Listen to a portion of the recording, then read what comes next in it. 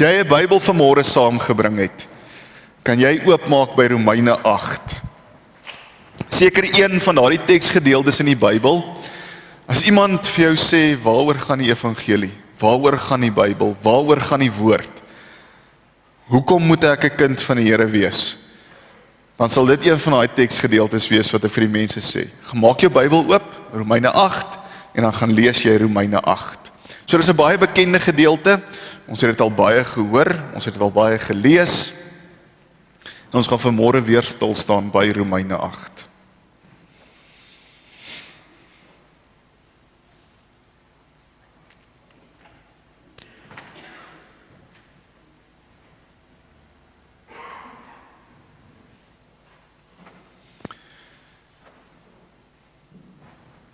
Here, vanmôre het ons wakker geword en buitekant lyk dit donker. Ons sien nie die son helder skyn nie. Here, maar ons kon duidelik sien van hoe dit van 5:00 vanoggend af na 7:00 vanoggend 'n bietjie ligter geword het en die aarde meer helder geword het. Dit wat buitekant is meer verlig geword het. En Here, daarom weet ons, al sien ons nie vanmôre die son nie, weet ons die son is daar. En dankie Here, dat ons daardie sekerheid kan hê, dat al sien ons nie son nie, dat hy nog steeds daar is. Al sien ons U nie, dat U ons nog steeds kan weet, dat U vandag hier is, by elkeen van ons, Here. Dankie dat ons kan weet, Vader, dat U hier is, dat Jesus Christus die Seun hier is, en dat die Heilige Gees ook hier is. O Heilige Gees, dit is ons gebed vanmôre, dat U ook ons gedagtes vir 'n oomblik sal bind. Laat ons sal vergeet van dit wat in hierdie week gebeur het, wat agter ons was. Laat ons sal vergeet van dit wat vanoggend gebeur het, of dit wat nog moet gebeur vandag. Here, maar dat U vir ons net gefokus sal hou op dit wat U nou vir ons wil sê, Here.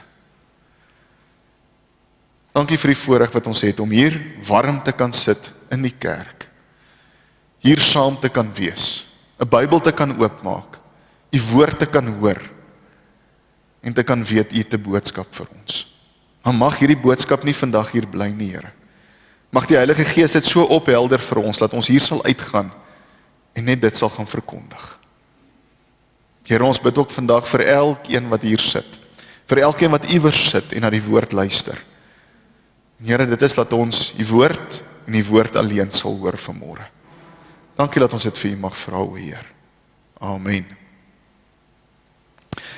Vriende, ek kan nie help om te dink aan dit wat 6 jaar terug gebeur het nie. Onthou julle wat het 6 jaar terug gebeur?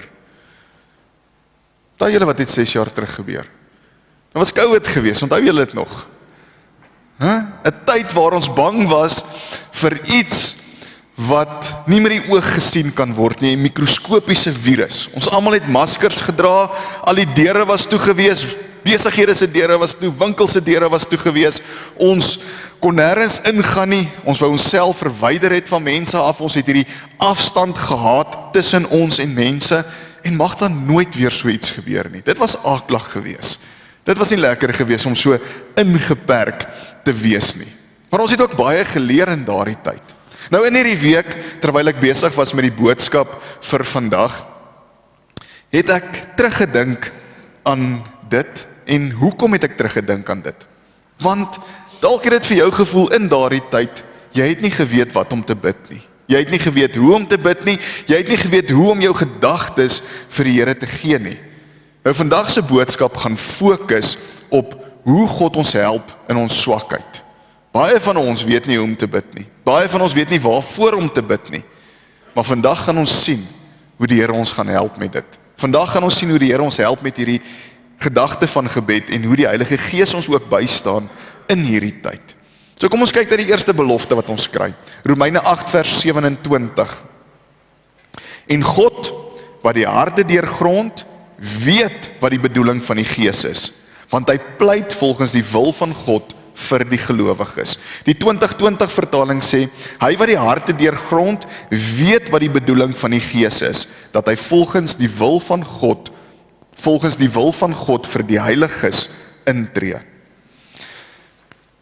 So ons is nog steeds besig om te gesels oor die Heilige Gees. Ons is nog steeds besig om te gesels oor hierdie krag wat ons hier in ons het. Nou een van die voordele van die Heilige Gees wat by ons is en die Heilige Gees wat deel is van ons lewens, is dat die Heilige Gees help ons om met God te praat.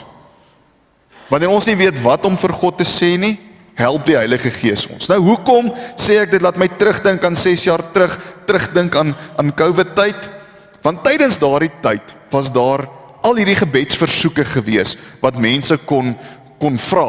Daar was baie plekke, oor die hele wêreld heen was daar hierdie platforms gewees, waarop mense gebedsversoeke kon sit.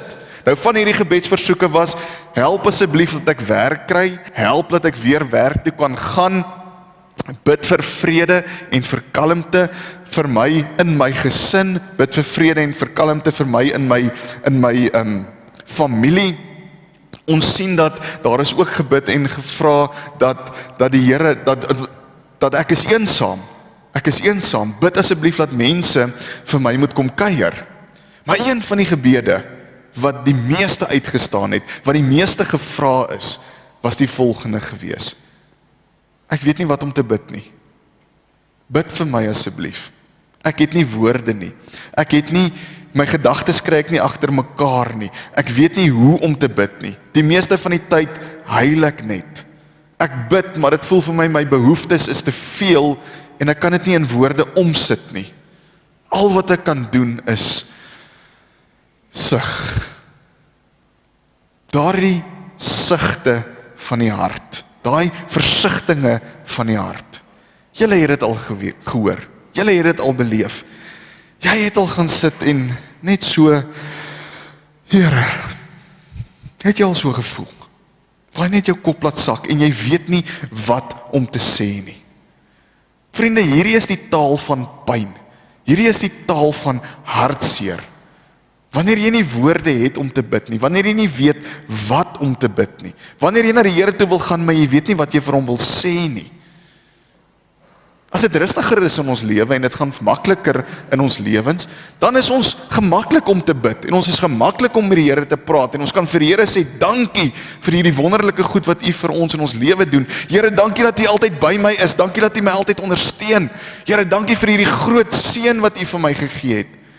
Maar wanneer ons deur 'n moeilike tyd gaan, wanneer ons in hierdie stormagtige tye is, dan hoor ons baie keer net daai sug. Of ons hoor baie keer net daai krene.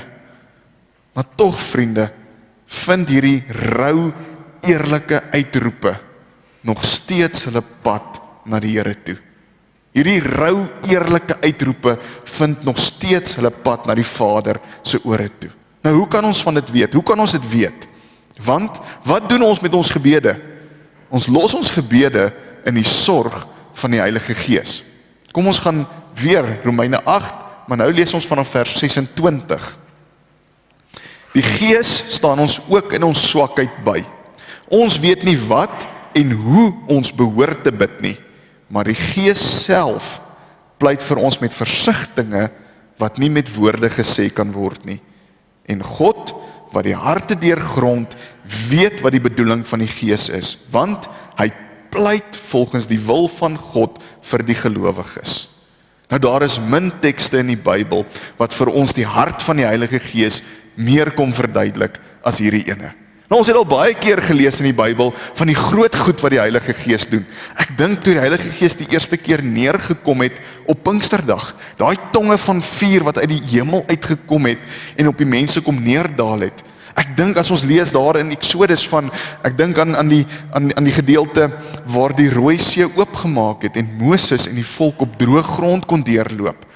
Ek dink aan Paulus wat in die tronk gesit het, mense wat gebid het en deure wat oopgegaan het. En as gevolg van die Heilige Gees kon Jesegiel sien hoe bene wat dood lê weer lewendig word. So ons sien al hierdie groot goed wat die Heilige Gees doen. Ons sien hierdie wonderlike goed wat die Heilige Gees doen. Maar partykeer voel ons swak. Partykeer voel ons het nie woorde nie. Maar dis juist wanneer die Heilige Gees ook kom. En wanneer die Heilige Gees hierdie woorde van ons vat, hierdie gebede van ons vat en dit na God toe vat, sodat God dit ook duidelik kan hoor. So die Heilige Gees sorg vir ons Die Heilige Gees gaan praat namens ons met God. Die Heilige Gees gaan praat namens die wat swak is, namens die wat siek is, namens die wat eensaam is, hartseer is, die wat verslaaf is. En hy vat hierdie gebede en hy gaan maak dit waardig voor God. Is hier nie 'n pragtige gerusstelling nie? Is hier nie hierdie ongelooflike gerusstelling, daai, okay, so die Here hoor my gebede. Maak nie saak wie ek is nie, maak nie saak waardeur ek gaan nie, die Here hoor dit nog steeds. Nou Paulus gaan ons help om dit op 3 maniere te verstaan, deur 3 goed. Nommer 1, ons situasie. Nommer 2 is ons belydenis en dan nommer 3 ook hierdie innerlike oortuiging wat ons hier in ons het. So kom ons begin by ons situasie. Paulus begin deur te sê dat die Gees staan ons by en die Gees help ons in ons swakheid. Wanneer ons swak voel, wanneer ons nie sterk voel nie. So Paulus gebruik hierdie woord swakheid nogal redelik baie. En elke keer wanneer hy die woord gebruik, word dit gebruik vir 'n fisiese swakheid, soos fisiese siekte. Ons sien in Galasiërs 4 vers 13 hoe Paulus praat van sy eie siekte. Ons sien in 1 Timoteus hoe hy praat van Timoteus se siekte. So dit lyk vir ons of siekte en kwale op Paulus se gedagte was as hy gedink het aan hierdie swakheid wat 'n mens beleef. Swakheid en siekte. Swakheid en siekte maak ons moedeloos. Swakheid en siekte maak ons moeg. Dit laat my dink aan elkeen by wie ek al gesit het voor 'n hartoperasie. Daai gevoel wat hulle het voor hulle moet gaan vir 'n stent of ek wil amper nie sê hartoorplanting nie, maar wat is 'n ander woord man? Hartomleiding, dis hy. Voor hulle moet gaan vir 'n hartomleiding, nê. Nee. Haai goed wat die mense beleef voor dit. As jy moet hulle gaan sit en praat, sal hulle vir jou sê, ek is moeg. Ek het nie krag nie. Ek is moedeloos. Ek weet nie meer wat om te doen nie. En ek dink baie keer was jy al so moedeloos geweest dat jy daar gesit het en jy gesê het, maar ek weet nie waarvoor om te bid nie. Ek weet nie wat moet ek nog vir die Here vra nie. Ek verstaan nie wat met my aangaan nie. En vriende, so het elkeen van ons wat vandag hier sit, al ons eie swakheid beleef. Ons het al ons eie siekte beleef. Ons was al self moedeloos geweest in daai posisie waar ons ook kon sê, maar ek weet nie wat om te bid nie. Ek weet nie wat om vir die Here te vra nie. Jou kanker, jou gewrigspyne, jou longe wat nie meer suurstof wil inasem nie. Jou lyf wat net nie meer wil nie. En dis in hierdie tyd wat ons baie keer daai sug beleef. Wat ons daai krene beleef. Praat ek vandag dalk met jou? Sit jy dalk vandag hier en jy sê, maar dit is ek. Dalk sit jy vanmôre hier en jou swakheid en jou pyn kom nie in die vorm van 'n fisiese pyn vandag en fisiese siekte vandag nie. Maar dit gaan hier meer oor die emosionele pyn en die emosionele hartseer. Dalk stoei jy vandag met depressie. Dalk voel dit vir jou bekommernisse tref jou in jou gesig soos 'n tsunami. Jy kan nie slaap nie, jou verhoudings ly daaronder. Jou huwelik wil nie uitwerk nie. Jy het nie 'n werk nie en daar waar jy werk, werk jy nie lekker nie. Jy wil dalk iets anders ter hê. Hierdie seisoen van sukkel, hierdie seisoen van stoei.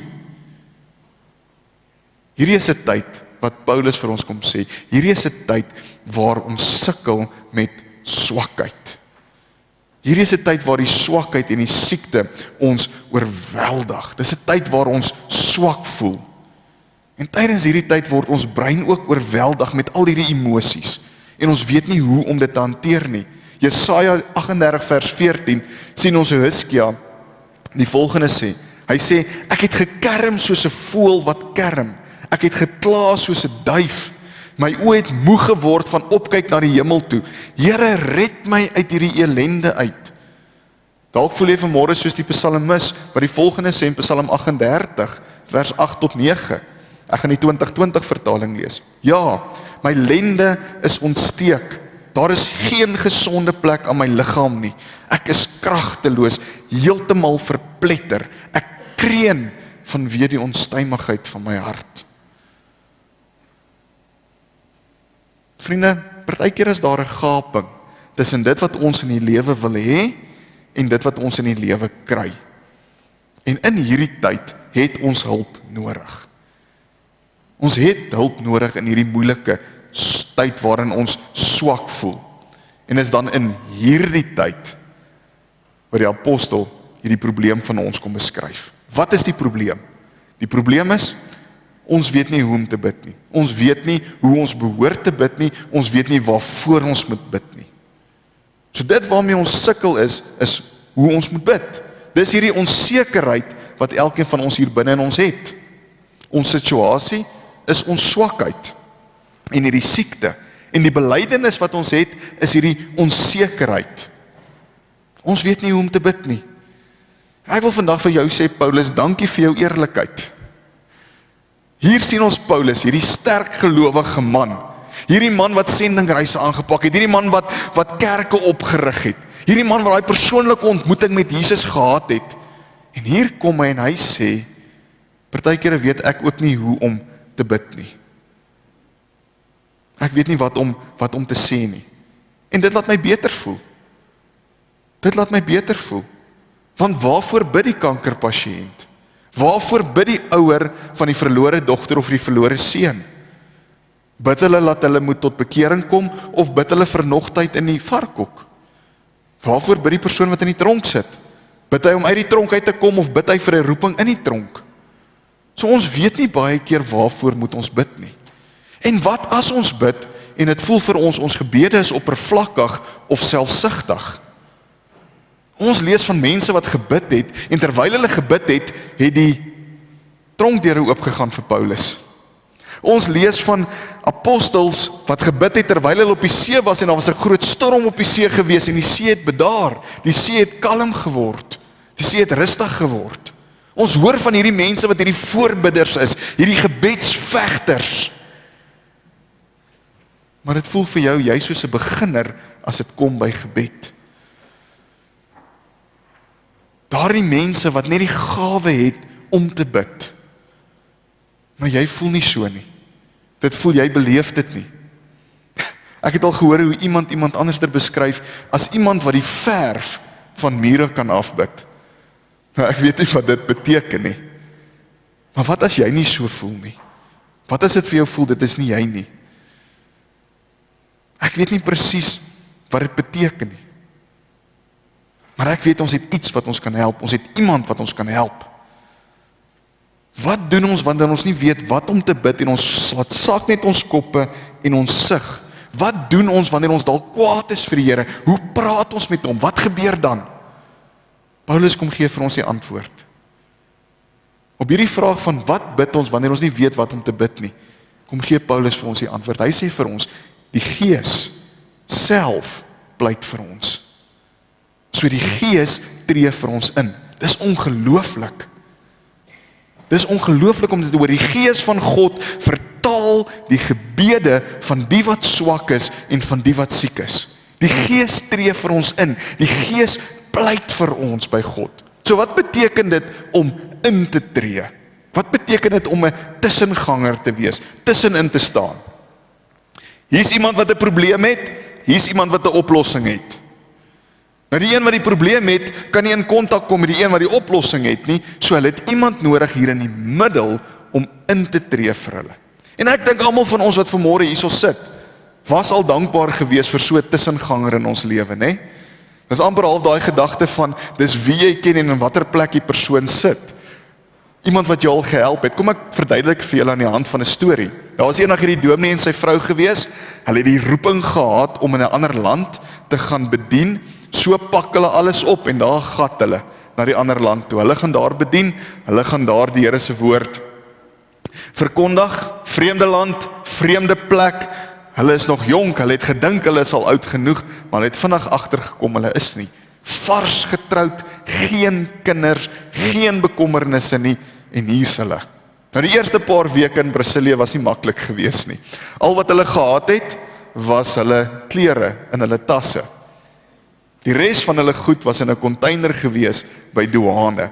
Nou daai dominee Sê hulle het nie baie gehad nie, maar hulle borde, hulle messe, hulle virke, hulle tafel, hulle stoele, hulle bed, alles was in daai container gewees. En in daai eerste week sou hy konstant na die douane toe, na die hawe toe gegaan het, om te hoor of hy nie sy goed kon kry nie. Sy Portugees was baie swak gewees, hy het nie die taal verstaan nie, en elke keer, dag na dag, het dieselfde amptenaar vir hom gesê hy moet huis toe gaan.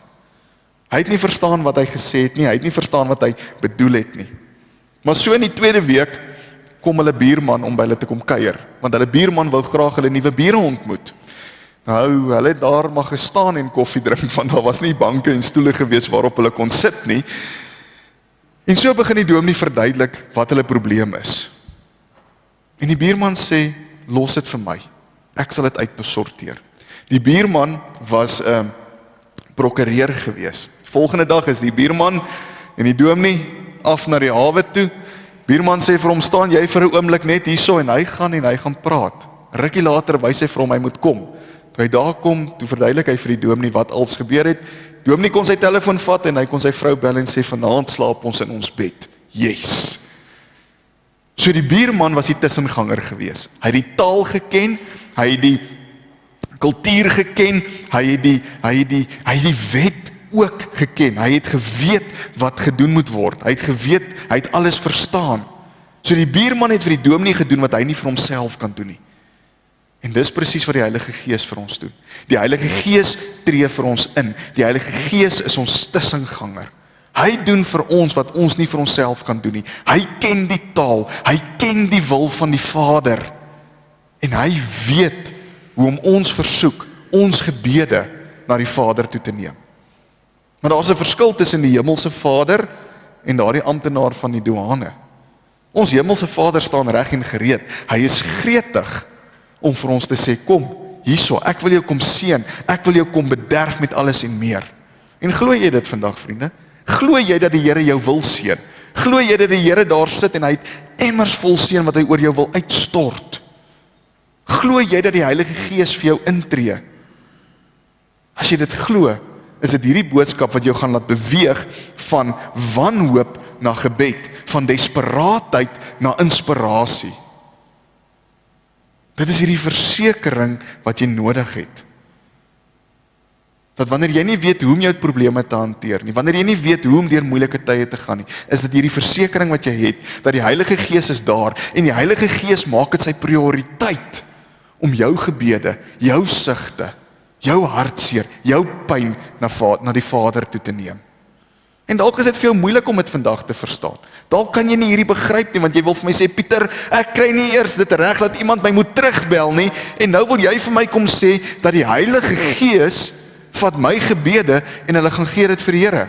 Ja, dis presies wat ek vandag vir jou wil sê. Dis presies wat die Heilige Gees doen. Die ware krag van gebed lê nie in hoe ons dit doen, of wie dit doen nie. Die krag van gebed lê by die een wat dit hoor. Nou, ons is nogal geneig om met gebed te doen wat ons met alles anders te doen. Ons is nogal geneig om gebed eintlik 'n daaglikse taak te maak wat afgemerk moet word. Of ons sal dink, as ons net op die regte manier moet kniel, as ons op die regte manier ons hande moet vou. Dit gaan nie daaroor nie, vriende. Dit gaan nie oor tradisie nie, dit gaan nie oor seremonies nie. Dit gaan nie oor die manier hoe jy sit, of die manier hoe jy bid nie. Dit gaan hier oor, jy los dit in die hande van die Heilige Gees. So gebed val eintlik onder genade. Glo jy vandag dat die Heilige Gees vir jou pleit met versigtinge? Glo jy dat die Heilige Gees namens jou by God praat, vir jou, met woorde wat jy nie kan verstaan nie? Hy gaan kla namens ons, hy gaan sug namens ons by God. Dis ongelooflik. Besef jy dit? En dit kan ons gedagtes verander rondom gebed. Dit kom bevestig vir ons net dat die mees kragtigste gebede nou gebid word deur die mense wat die swakste voel. Die mees kragtigste gebede word nou gebid deur die mense wat die swakste voel. Ek onthou 'n hele paar jaar terug, hierdie dubbelverdieping huis hier agter die kerk was 'n ouete huis gewees. En in die agterste deel het daar ou mense gebly wat demensie gehad het. En ek sou daar met hulle bietjie gaan praat het en vir hulle Bybel gelees het en gebid het. Hulle het nie geweet wie ek is nie. Dit was elke keer 'n nuwe ontmoeting gewees. Hulle het baie keer nie eens geweet wie hulle self was nie. Maar ek sou daar gaan sit en ek sou Bybel lees en ek sou bid en dan was daar een tannie wat ook altyd wou bid. Partykeer was net hierdie gemompel van woorde. Maar ek besef dat selfs daardie gebede word in die hemel gehoor deur die hulp van die Heilige Gees. So vriende, op hierdie oomblik, hier waar ons besig is om hier te sit, hier waar ek praat, hier waar julle luister, verteenwoordig die Heilige Gees ons. En die Heilige Gees is besig om vir my en vir jou in te tree by die Vader. Heilige Gees wil vandag vir jou kom sê, hulp is hier. Kom ons kyk na die belofte in vers 28. Ons weet dat God alles ten goeie laat meewerk vir die wat hom liefhet, die wat volgens sy besluit geroep is. Kyk wat sê die boodskapvertaling. Ons kan nou van een saak seker wees. God gebruik elke ding wat in ons lewens gebeur om sy doel te bereik. Vir ons wat vir God liefhet, werk alles tot ons beswil uit. So dit wat jy in die donker bid, word in die lig van die hemel gehoor. Psalm 56 vers 9. My ellende het nie ongemerk by u verbygegaan nie. U het my trane getel, u het op my trane gelet, en in die boek staan hulle opgeteken. Wat 'n ongelooflike vers is dit nie, né? Here, my hartseer, my swakheid het nie by u verbygegaan nie. U het my trane raak gesien. Dit staan in die boek opgeteken. Sal jy toelaat dat hierdie woorde jou vandag versterk? Sal jy toelaat dat hierdie woorde vir jou krag gee wanneer hierdie stormwinde in jou gesig inwaai? Dat die volgende keer wanneer jy oorweldig voel, dat jy sal onthou die Heilige Gees is hier en die Heilige Gees tree vir jou in. Dat jy nie sal handdoek ingooi nie, maar op jou knie sal neerval. Dat jy nie sal afkyk nie, maar dat jy sal opkyk. Dat jy vandag sal besef dat daar is krag in gebed. Daar is krag in jou gebede. Nie oor die manier hoe jy bid nie, maar omdat jy dit vir die Heilige Gees gee. En die Heilige Gees vat hierdie gebede van jou. En die Heilige Gees gaan gee dit vir die Vader. En die Vader hoor dit. Vriende, vat vandag hierdie woorde en gaan maak dit jou eie. Ek wil afsluit met hierdie storie. Junie 2018 het 12 seuns se lewens, of die besluit wat hulle gemaak het, amper hulle hele lewens verander. Dit het hulle amper hulle lewe gekos. Na 'n sokkeroefening het hulle besluit dat hulle gaan 'n bietjie in 'n grot rondspeel. Nou dit was die Tam Luang grot in Thailand. En daar het hulle ingegaan, hulle het daar gaan rondspeel. Die idee was om eenvoudig bietjie te speel en, hoe sal die jong mense sê, memories te maak, uit te kom, hierdie herinneringe te hê, en hierdie stories te kan vertel van wat hulle daar binnekant beleef het. Maar niemand het die water verwag nie. Skielik het daar 'n storm gekom, klomp water, en hierdie grot het vol geword. 12 seuns was vasgevang binne in hierdie grot gewees.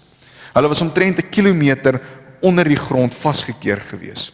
En hierdie 12 seuns het nie iets geweet nie. Hulle het nie geweet hoe hulle gaan uitkom nie. Maar iets wat hulle nog ook geweet het nie, was dat die hele wêreld was besig gewees om vir hulle te bid. Hulle het dit nie besef nie. Dit wat daar gebeur het, het gemaak dat nasies bymekaar gekom het. Mense oor grense vir hulle begin bid het. Ek weet nie of julle dit kan onthou nie. In 2018. Dit is nog verder terug as COVID. So, dit is moeilik. Dalk het ons dit al vergeet. Maar iets ongelooflik het gebeur. Oor die 10,000 mense van reg oor die wêreld het saam gepraat, saam gespan om te kyk hoe hulle hierdie kinders kon red. Hoe hulle hierdie kinders kon help. Hoe hulle hierdie kinders uit hierdie grot uit kon kry. 9 dae lank het hulle gesukkel om by hulle uit te kom. Uiteindelik het een van die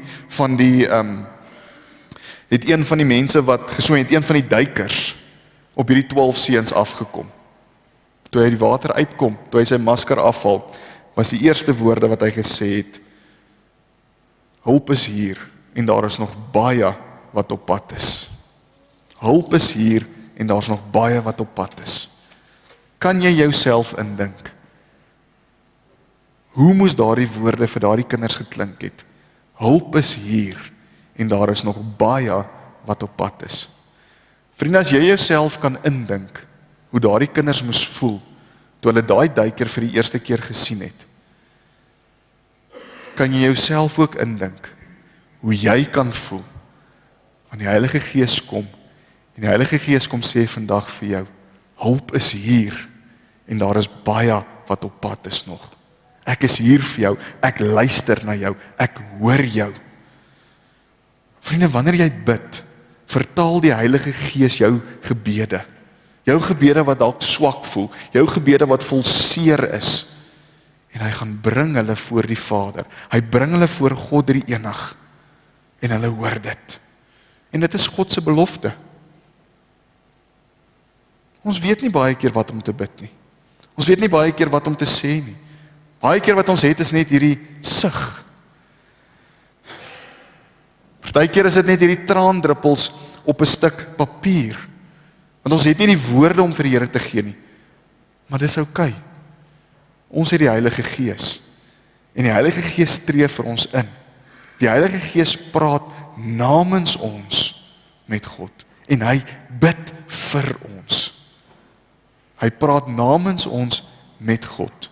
Met woorde en met versigtinge. Wat ons nie eens kan aandink of kan verstaan nie. Raak gou vir 'n oomblik stil. En dink aan daardie gedagte. Dink aan die Heilige Gees wat vir jou praat. Dink aan die Heilige Gees wat vir jou intree. Dink aan die Heilige Gees wat vir jou doen wat jy nie vir jouself kan doen nie. En dalk het jy nie iets om te sê vandag nie. Weet dan, die Heilige Gees tree nog steeds vir jou in. Die hulp is hier en daar is nog hulp op pad.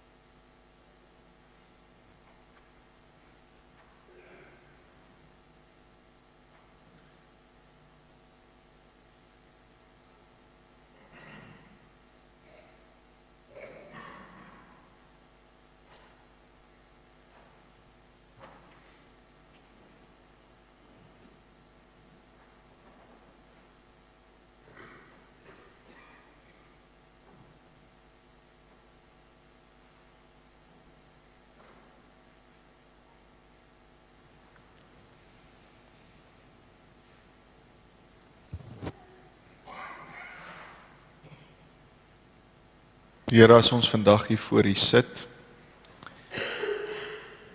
ken U elke sug, U ken elke kreun, ken elke hartseer, elke pyn. Here, maar U ken ook daai oomblikke waar ons net sit en ons niks kan sê nie.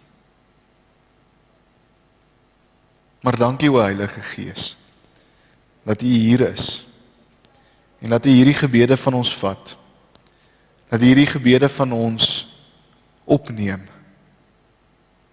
na die Vader toe.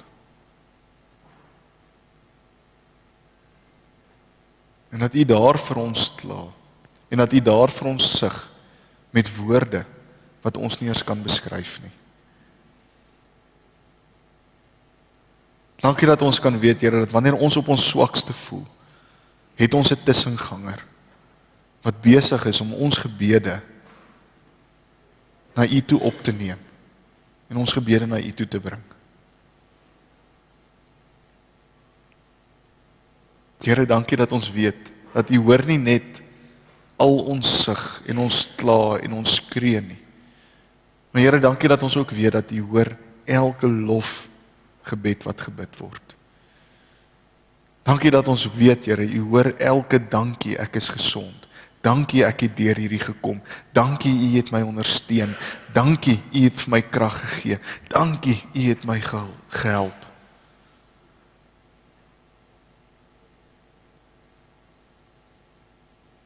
Here, ek bid vir hierdie week. En ons weet, Vader, dat U ons nooit alleen sal los nie. Dis juist hoekom U die Heilige Gees gestuur het.